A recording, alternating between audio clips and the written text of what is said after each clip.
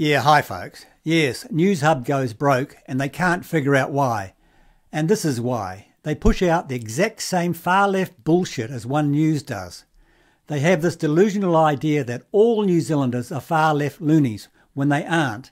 Instead of producing a different product that caters for right-wing thinking people like Sky News Australia does, they copy One News and ignore half of New Zealand.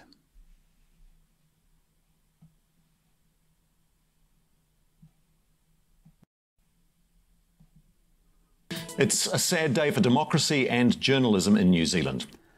So somehow it's a sad day for democracy in New Zealand when New Zealand's other far-left channel goes. That's just some of the reaction to today's announcement that Newshub, one of the biggest newsrooms in the country, is set to shut down. Warner Brothers Discovery, the American owner of TV3, is proposing to close the news division at the end of June. The moves rocked the media sector with about 300 jobs expected to go. Kim Baker-Wilson joins us shortly from 3's headquarters. His report first.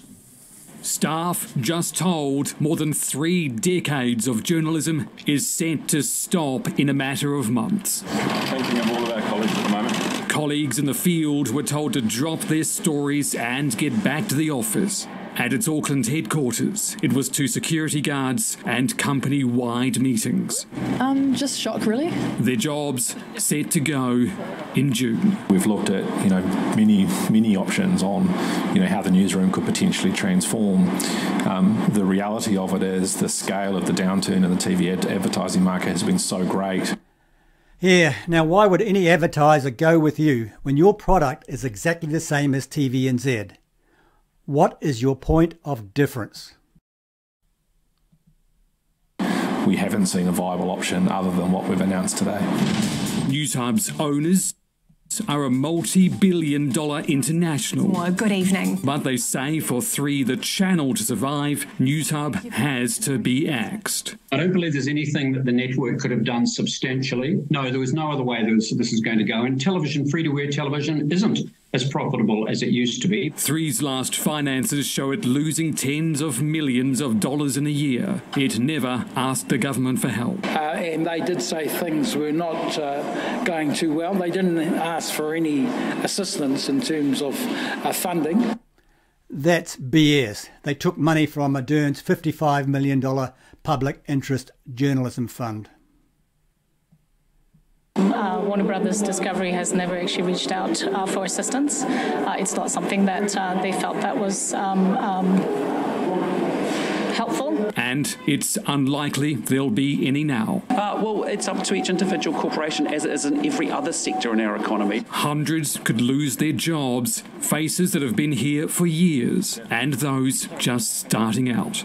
You aspire to be like those people, and then you saw yourself at 3 and to know that there's probably potentially not a future there. So it's just an amazing team and everyone's just been working really hard over the last couple of months, and I think we'll just continue to do the same. Tonight, that team's reporting on themselves. Jobs on the line more than ever, and a deadline they don't want getting closer. Kim, your story touched on the ad revenue situation. Just how bad is it? Well, it's well known that it is tough times across the entire media sector at the moment. There have been many redundancies, more are likely to come. And staff were told in those meetings today that $100 million has been swiped from advertising in this country. That is money that free-to-air broadcasting depends on. One of the reasons, the cost of living. People are spending less. It means that companies are advertising less. Warner Brothers Discovery says that there's no single event that has led it to this point today. Lots of things have come together at the same time, and that every time it thought it got a handle on things, some new issues would crop up again. But axing an entire news division with a lot of history behind it, that is a major move. The broadcasting minister was told last night, the Prime Minister this morning, and staff at those meetings later this morning. A lot of the staff coming out had very brave faces on. A lot of them were in tears, but one thing we did hear over and over again is that this is a family here and that they will continue to make the news for as long as they can. Tēnā koe, Kim. Thank you very much.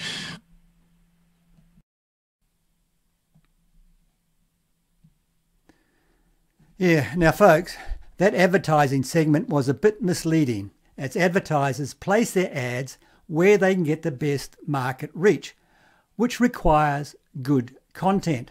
And Newshub's content is crap, so that's why they failed.